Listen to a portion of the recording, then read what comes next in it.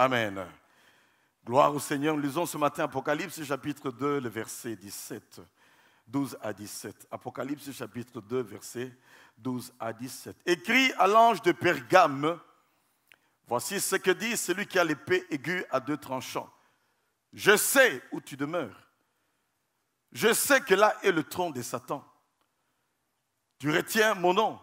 Tu n'as pas renié ma foi, même au jour d'Antipas, mon témoin fidèle, qui a été mis à mort chez vous, là où Satan a sa demeure. Mais j'ai quelque chose contre toi, c'est que tu as là des gens attachés à la doctrine de Balaam, qui a enseigné à Balak à mettre une pierre d'achoppement devant les fils d'Israël pour qu'ils mangeassent des viandes sacrifiées aux idoles et qu'ils se livrassent à l'impudicité. De même, toi aussi, tu as des gens attachés pareillement à la doctrine des Nicolaïtes. Ce que je hais, répands-toi donc, sinon je viendrai à toi bientôt et je les combattrai avec l'épée de ma bouche. Que celui qui a des oreilles entende ce que l'Esprit dit aux églises. À celui qui vaincra, je donnerai de la manne cachée et je lui donnerai un caillou blanc. Et sur ce caillou est écrit un nom nouveau que personne ne connaît, si ce n'est celui qui le reçoit. Et nous disons Amen. Aujourd'hui, nous continuons, bien-aimés, avec cette série que nous avons commencée en rapport avec les 7 églises de l'Apocalypse, pour lesquelles il y a beaucoup d'interprétations. C'était 7 églises en réalité qui existaient à cette période. Comme je le disais, certains théologiens disent que chaque église se rapporte à une période bien précise. Nous disons que ça se rapportait d'abord aux églises qui étaient réelles en ce temps-là. Et nous croyons que, bien-aimés, tout au long de l'histoire, toutes ces choses-là se passent dans toutes les saisons, dans toutes les époques.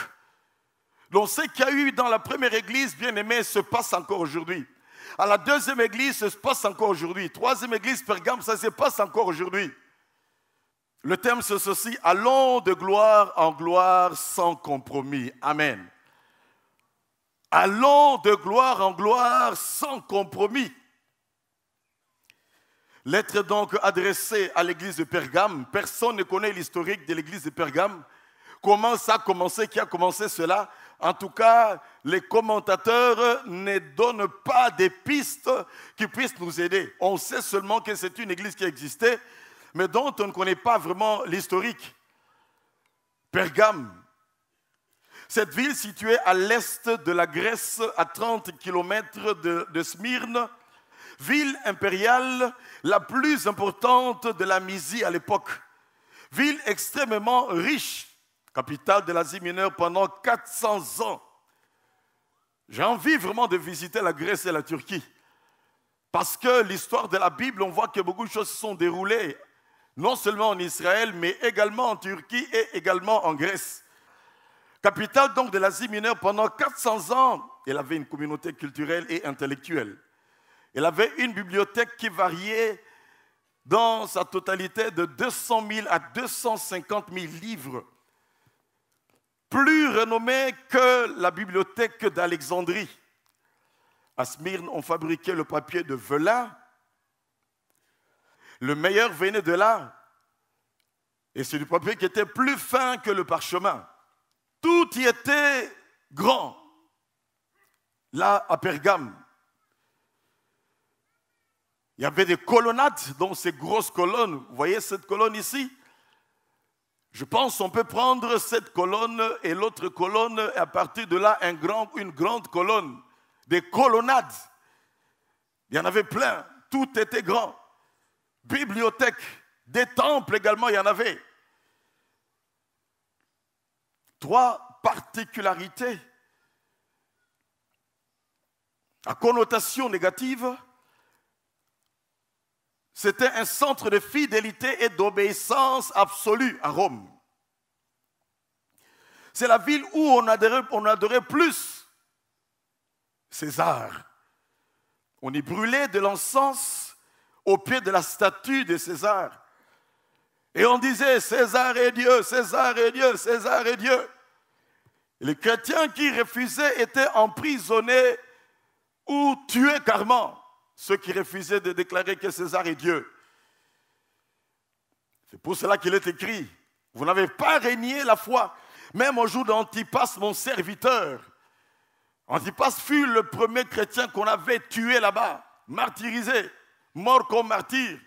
On n'a pas trop de détails sur la vie de cette personne. Est-il que c'était la première personne, le premier martyros? Vous savez que le mot témoin en grec, c'est martyros, qui a donné le terme martyr, comme pour dire que lorsqu'il est dit dans Acte 1:8, vous recevrez une puissance, celle du Saint-Esprit, et vous serez mes témoins, c'est en rapport avec le mot martyr, martyros, vous serez mes martyrs. Dans la puissance de l'Esprit que nous avons, bien-aimés, ce n'est pas seulement pour témoigner, mais c'est pour nous donner d'être fermes, même si on doit subir le martyr. Comme dans un pays, quelque part, bien-aimé, dans un village, quelque part, dans un pays d'Afrique,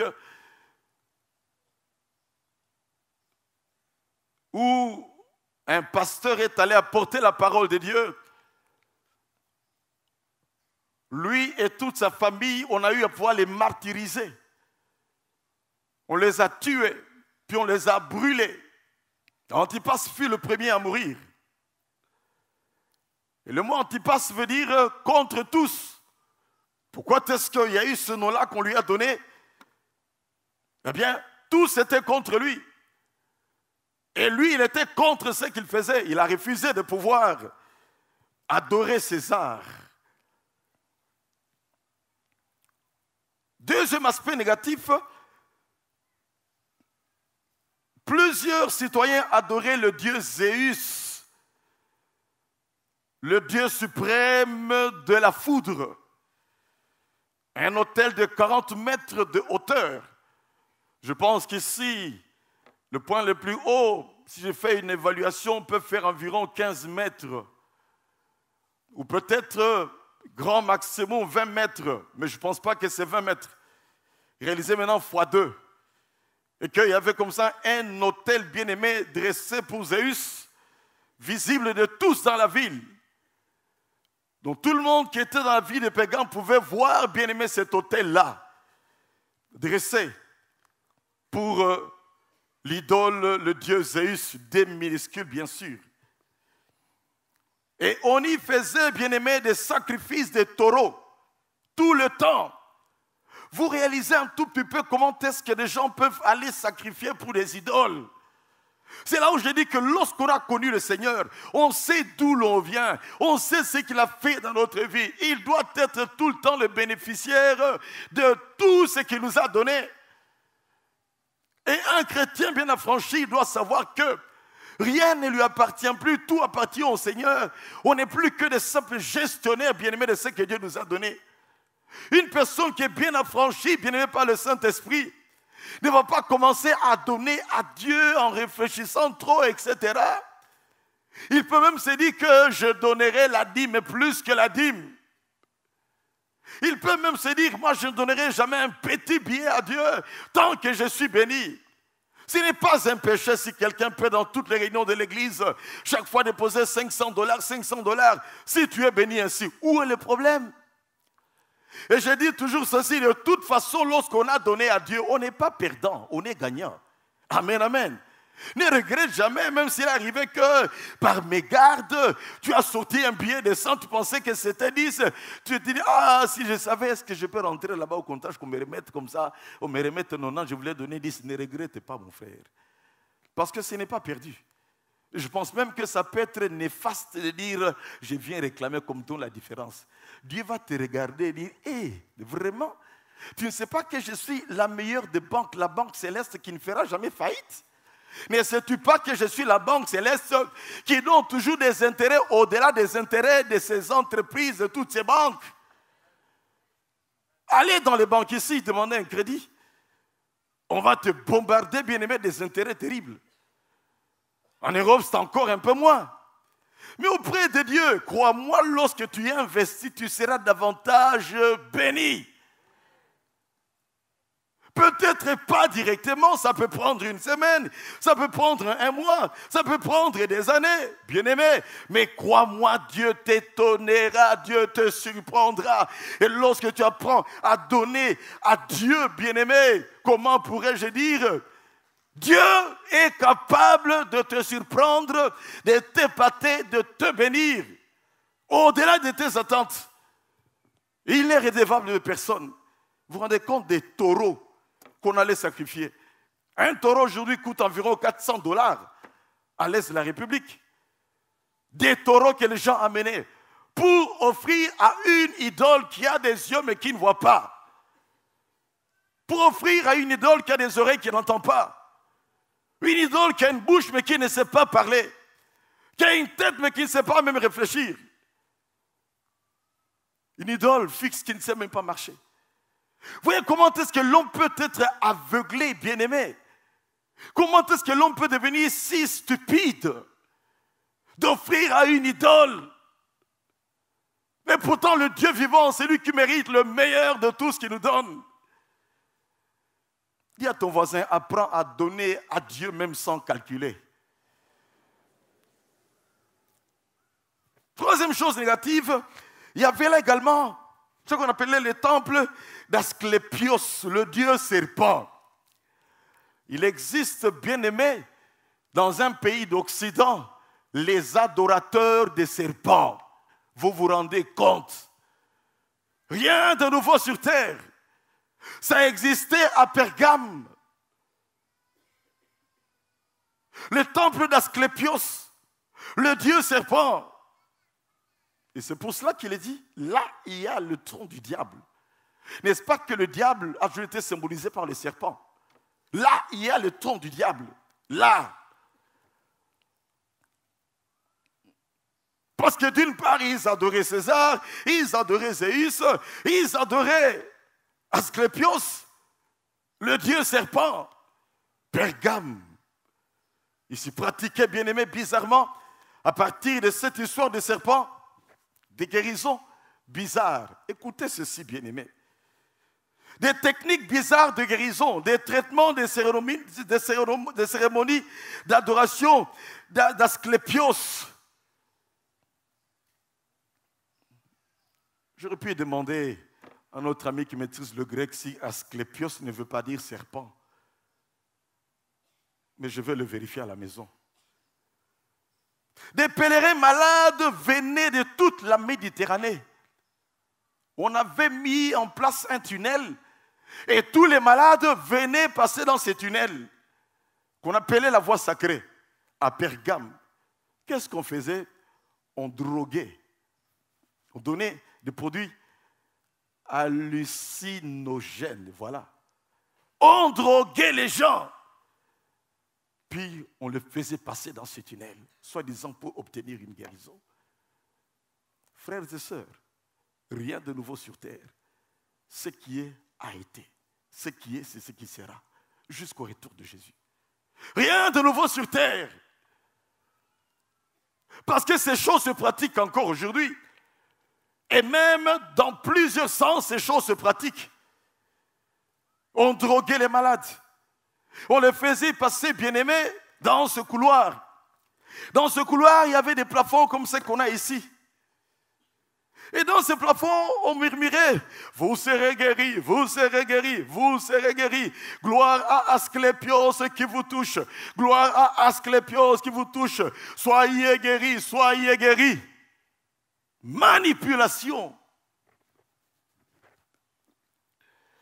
Et dans la manipulation, vous savez, quand on s'évertue à pouvoir entrer dans de tels milieux de manipulation, il y aura toujours des soi-disant exaucements, mais qui ne viennent pas de Dieu. Ce n'est pas bien aimé parce qu'une personne a été guérie dans telle secte que cette secte est dans la vérité.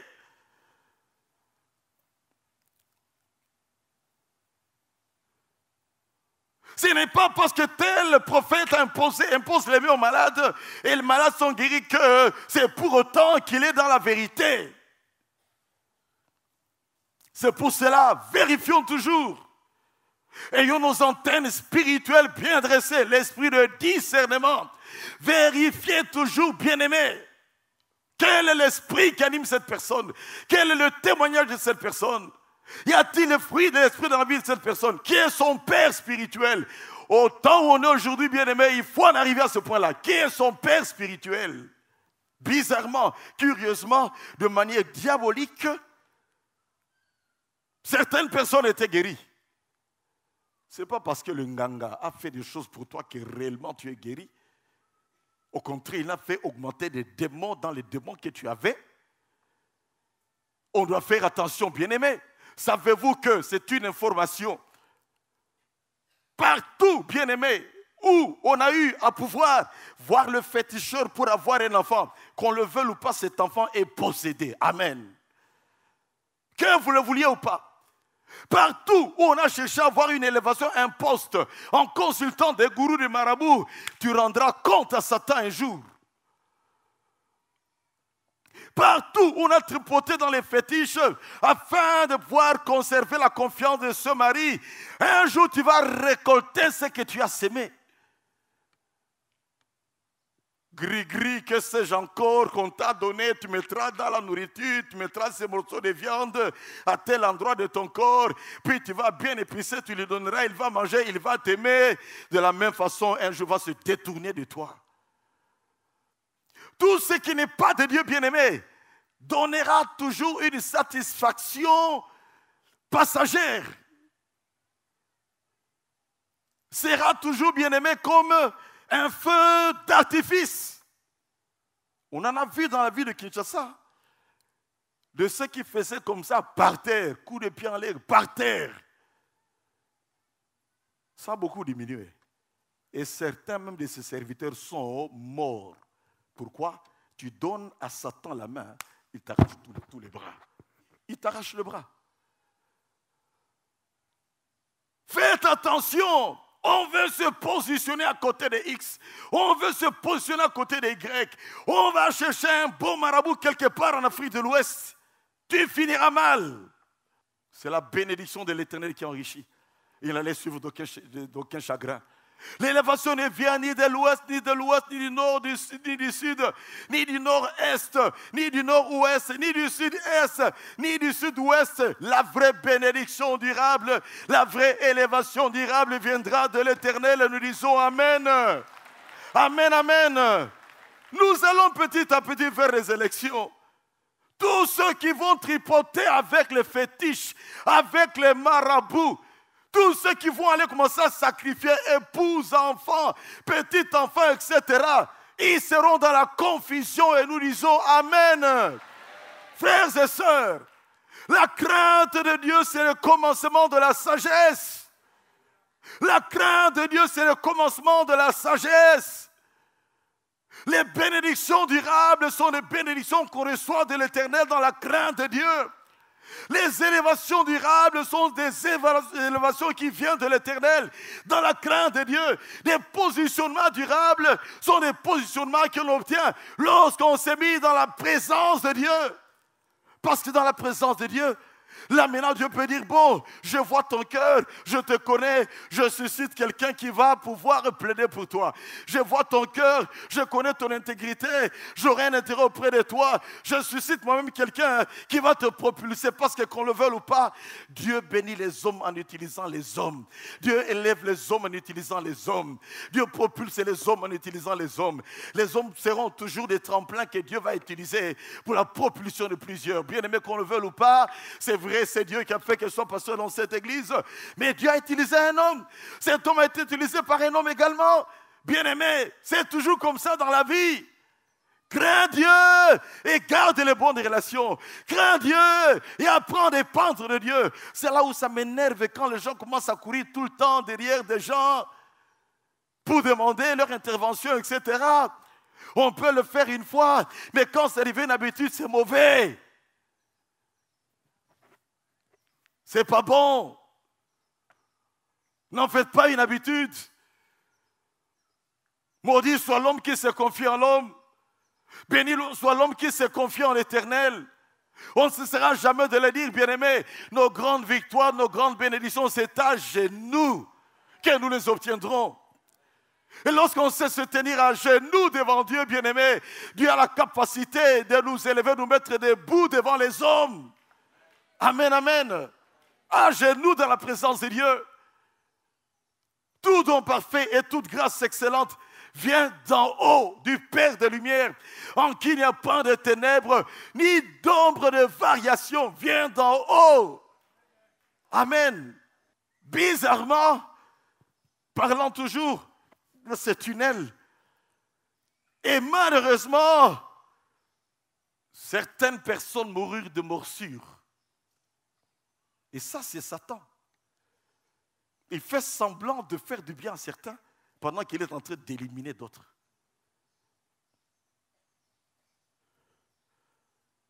N'ayez jamais des pactes avec Satan. Et s'il y a eu des pactes dans votre famille, si tu as fait des pactes, toi, papa, maman, jeune dans l'église, parce qu'il y a des jeunes maintenant qui vont faire des pactes également. Comme ce jeune homme à qui quelqu'un avait posé une fois une question, on avait fait que me rapporter. Ah, mais Mikolo, vraiment, on voit que vraiment tu es en train d'émerger d'une manière extraordinaire. Il a dit oui, mais seulement il faut savoir qu'il y a des endroits où moi je peux mettre la main que toi tu ne peux pas mettre la main. Il y a des assiettes dans lesquelles nous seuls on peut manger. Cela veut dire quoi? Il est allé sûrement tremper dans les fétiches. Pour une petite élévation momentanée, pour quelques billets.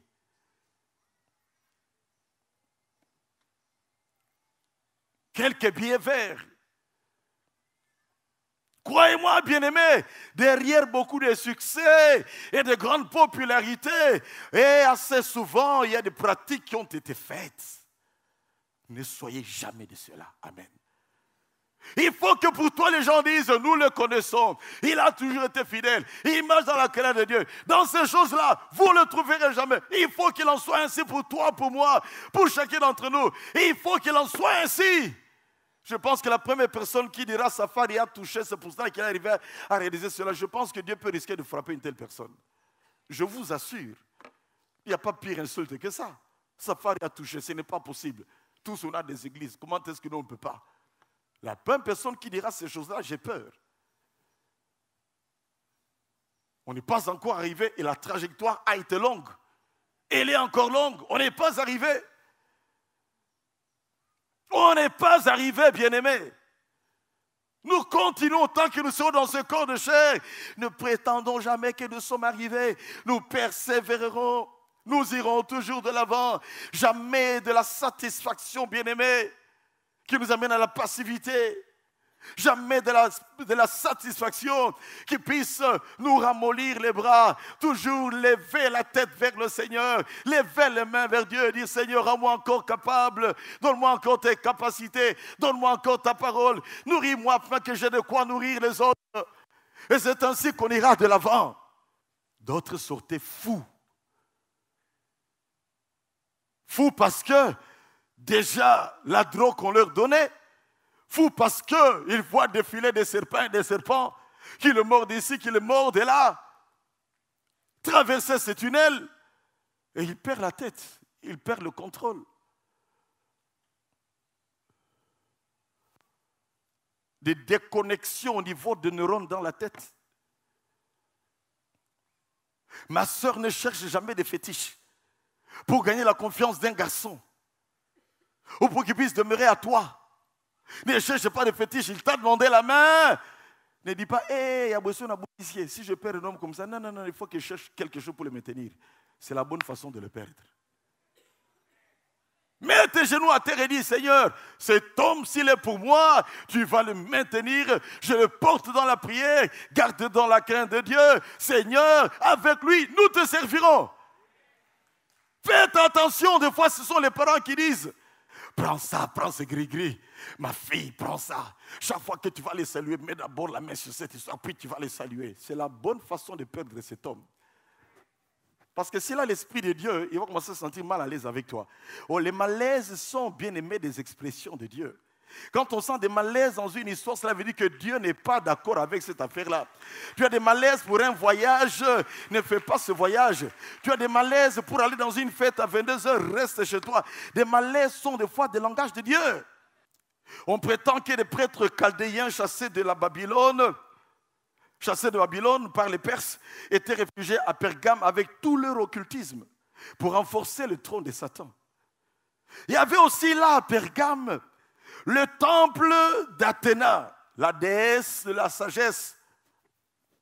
N'est-ce pas que c'est la crainte de Dieu qui donne la sagesse? N'est-ce pas que la sagesse est dans la parole de Dieu? Mais pour eux, c'est au temple d'Athéna qu'on obtenait la sagesse. Aberration. Il y avait aussi le temple de Bacchus. Si vous avez entendu une fois l'expression disciple de Bacchus, c'est tout simplement pour parler de ce temple de Bacchus. Bacchus qui est le dieu des festivités, le dieu des vignes, le dieu du vin. D'où tous les soulards, on les appelle les disciples de Bacchus. Si tu es soulard, sache que tu es encore disciple de Bacchus. Papa, si ta femme est encore soulard tout en venant à l'église, tu lui diras, tu as entendu, hein, tu es encore disciple de Bacchus. Maman, si ton mari se saoule encore, bien qu'il est né de nouveau, il a donné sa vie à Jésus baptisé d'eau et d'esprit. Dis-lui, disciple de Bacchus, arrête avec cela, abandonne Bacchus, sois rempli du Saint-Esprit.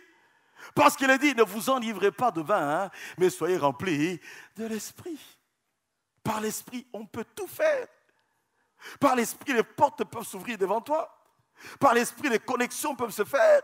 Par l'Esprit, bien-aimé, le succès, la réussite t'accompagneront. L'Esprit inspire, l'Esprit donne les capacités, l'Esprit nous soutient, nous aide dans nos faiblesses.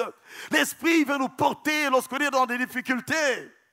Réalisez maintenant que dans ce contexte socio-culturel qu'a vécu l'église de Pergame, une église qui avait bien commencé, qui avait mal continué, et qui était interpellé pour ne pas mal finir. Deux grands points dans ce message, mais on verra seulement le premier point. Premièrement, c'est une affirmation. Il est possible de conserver la foi dans n'importe quel milieu hostile à l'évangile. Amen. Il est possible de conserver la foi dans n'importe quel milieu hostile à l'évangile. Ne dis pas dans ce bureau ici, tout le monde est dans l'occultisme, je suis vraiment compris dans un panier à crabes.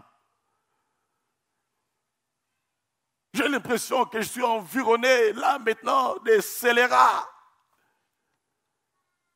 Dans mon bureau ici, là, tout le monde est plongé dans l'occultisme. Ma famille, je veux quitter parce que dans ma famille, on amène tout le temps un gourou. Quand il vient, je ne suis plus à l'aise. Toi, prie pour que le gourou soit mal à l'aise et qu'il parte. Ça m'avait énervé le jour où un frère disait, voilà, bon, on m'envoie des histoires sur mon ordinateur. Puis je commençais à sentir des chatouillements. Pasteur, je veux démissionner, ne démissionne pas. C'est quoi ça? Depuis quand est-ce qu'un chrétien jette les gants? Pourquoi tu vas démissionner? Reste là, vis ta vie chrétienne. Glorifie Jésus. Jeunes prient, bien-aimés, seront dans la confusion. Jeûner et prier, ce n'est pas seulement pour qu'on ait la capacité de chasser les démons, c'est pour que nous soyons dans une bonne connexion avec le Saint-Esprit et que nous puissions tenir, bien-aimés, dans les mauvais jours, tenir lorsque nous sommes accablés, seul contre tous spirituellement, mais tu es plus que vainqueur en Jésus. Amen, amen. Sauf cas exceptionnel où Dieu peut te dire, fuis là maintenant, fuis. Comme pour Paul, on voulait le tuer. Dieu lui a dit, fuis par une fenêtre, il est parti. Mais les autres fois, quand on disait qu'on va te lier à Jérusalem, tu vas mourir là-bas, il a dit, je suis prêt, non pas seulement à lier, mais même à mourir pour le Seigneur Jésus, je suis prêt. Amen. Pourquoi fuir? Les prophètes dans l'occultisme. Dans cette école-là, tous les professeurs veulent coucher avec toutes les filles et toutes les belles filles, etc. Dieu a bien fait Kozala Kitoko. Je te loue, je suis une créature merveilleuse. Amen, amen. Tu vas maintenant changer, vouloir que Dieu te change. Il t'a créé ainsi.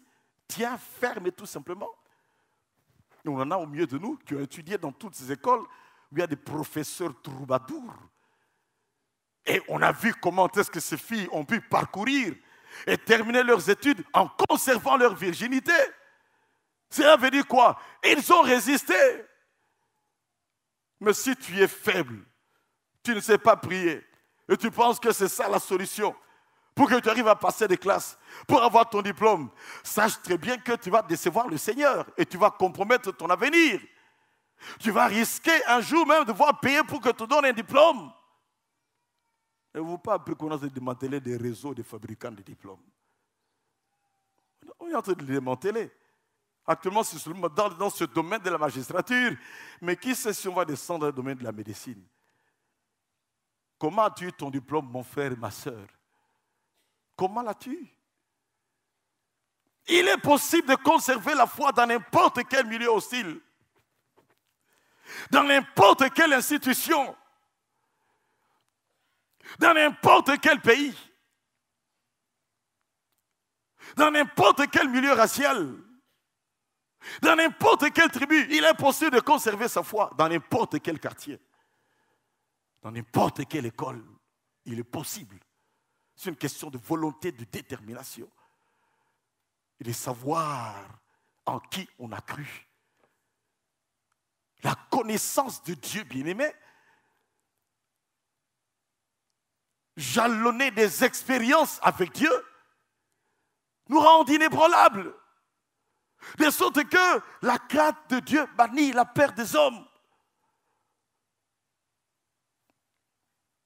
La crainte de Dieu bannit, bien-aimé, les tremblements devant n'importe quelle nouvelle négative. On dit, Seigneur, tu es au contrôle de cette situation. Oh, bientôt, congé technique à tout le monde, Seigneur, tu es au contrôle de cette situation. Et j'aime toujours dire, des fois, Dieu ferme une porte afin d'ouvrir une autre. C'est une question de discernement. Est-ce que Dieu est en train de fermer cette porte pour ouvrir une autre? Qu'est-ce qui est en train de se passer exactement? Mais si c'est une attaque, tout simplement pour te faire du mal, Dieu a la capacité de te protéger. Que 10 000 tombent à ta droite, 1000 tombent à ta gauche. Dieu a la capacité de te protéger pour que toi, tu ne sois pas atteint. Et nous disons Amen. Combien sont tombés dans ton école? Combien sont tombés dans ton domaine professionnel? La Bible dit que tu ne seras pas atteint. Je vous montrerai ce verset à un certain moment parce que je l'avais mentionné quelque part dans mon message. Il est possible de conserver, bien-aimé, la foi dans n'importe quel milieu hostile à l'évangile. Là, à Pergame, il y avait vraiment le trône de Satan. Asclépios, Zéus, César, Athéna, Bacchus. Même si certains chrétiens avaient rendu, mordu, bien-aimé, à la maison du diable, certains étaient restés fermes jusqu'à la mort, tel que Antipas. Amen, amen. Antipas a voulu résister et garder la foi. À quoi ça sert de gagner le monde si on perd son âme? Le meilleur est devant nous. Ce n'est pas pour autant qu'on va se livrer à la mort, non. Mais chaque fois, c'est dit, je vis, non pas par rapport aux choses présentes, je vis par rapport à l'éternité. Je mène ma vie aujourd'hui avec circonspection, en veillant pour ne pas me plonger dans le péché, pour que je ne puisse pas me séparer de Dieu. Je suis là, les pieds sur terre, mais ma tête est dans le ciel. Amen, amen. Je marche dans la crainte de Dieu, sachant qu'un jour la trompette va sonner. Alors je ne cède pas à n'importe quelle pression. Je ne renie pas du tout ma foi. Amen. Malgré, bien-aimé, l'idolâtrie de Pérgame, l'Église avait gardé la foi. Romains 8, verset 37 nous dit que nous sommes plus que vainqueurs par celui qui nous a aimés. 1 Jean 4, 4 nous dit que celui qui est en nous, il est plus grand que celui qui est dans le monde. Psaume 91, verset 7, c'était ce verset-là. Que 1000 tombent, bien-aimés, à ta gauche, que 10 000 tombent à ta droite, tu ne seras pas du tout atteint. Vous savez, ici à la Gombe, géographiquement, qu'on le veuille ou pas, nous avons le fleuve devant nous, n'est-ce pas? Savez-vous combien d'esprits il y a dans ce fleuve? Plein. Il y a des gens qui vont faire des invocations. Peut-être pas directement ici, mais vers Maluku. Des invocations. Il y a des invocations bien-aimées qui se faisaient à la source du fleuve Congo. Nous connaissons un frère qui était même prié jusqu'au niveau de la source du fleuve Congo. Savez-vous combien d'âmes ont été avalées par le fleuve? Les esprits du fleuve sont devant de nous. Lorsqu'ils sont de voile à gauche, c'est le même fleuve qui nous contourne. Mais n'est-ce pas qu'également, bien aimé, des temples qui n'honorent pas Dieu de ce côté-là? Lorsque nous allons du côté de la droite, n'est-ce pas qu'il y a également, il y a des temples de religiosité, mais où la vérité n'est pas prêchée? Derrière nous, sur le chemin du Kankokolo, n'est-ce pas qu'il y a des sectes par là, d'origine orientale? On est pris en sandwich. La parole du salut. On a beaucoup des hôtels de grande importance. Savez-vous tout ce qui se passe dans les hôtels? Il y a des gens qui sont là pour de bonnes motivations, conférences, de passage dans un voyage. Mais il y a d'autres qui vont dans des hôtels bien-aimés et de luxe afin de faire des pratiques occultes. Et qui peuvent chercher à pouvoir influencer de manière centrifuge tous ceux qui sont tout autour. Pouvez-vous savoir, bien-aimés, s'il y a des chèvres ou des vaches qu'on avait enterrées à la Gombe pour qu'il n'y ait jamais une action de Dieu puissante dans la commune de la Gombe? Le centre de nos institutions, n'est-ce pas la Gombe? Les ambassades les plus importantes, n'est-ce pas la Gombe? Les plus grandes décisions, n'est-ce pas la Gombe? Tous ces grands marabouts, quand ils venaient autrefois, bien-aimés, vous pensez qu'ils allaient loger à Maluku dans des cases? Pas du tout. Nous sommes pris en sandwich. Mais qu'est-ce que nous allons faire? Celui qui est avec nous, il est plus grand que celui qui est dans le monde.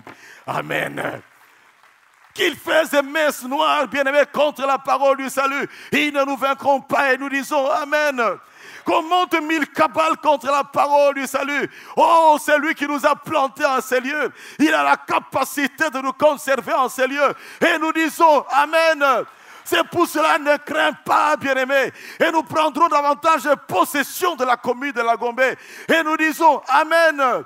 Et nous influencerons, bien-aimés, partout dans la Gombe. Et nous disons Amen. Et Dieu vous élèvera. Vous aurez des restaurants, vous aurez des hôtels, vous aurez des grades, vous aurez des parcelles. Plaise à Dieu, bien-aimé, que la parole du salut ait des membres qui achètent, pourquoi pas, toutes les parcelles de la Gombe. Et nous disons Amen.